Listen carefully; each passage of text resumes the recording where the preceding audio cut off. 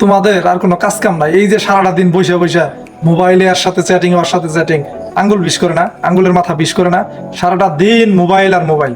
আবার কিছু পোলাপান আছে দেখি সারাদিন দুই হাতে মোবাইল একটা দইরা মানে গাছতলায় বা বিভিন্ন দোকানে মোকানে আশেপাশে বসে এই মার মার মার মার মার, এই ডানে ডানে মার, বামে ডানে মার, সামনে ডানে মার, পিছনে মার, এই ভিতরে ঢুক ভিতরে ঢুক, এরকম একটা অবস্থা। এর কারণ কি জানেন? এই যে ছোটবেলায় কিছু কিছু পোলাপান আছে যে কান্নাকাটি করে, বাবা মা করে কি মোবাইল হাতে দিয়ে রাখে, তাতে কান্না থামে।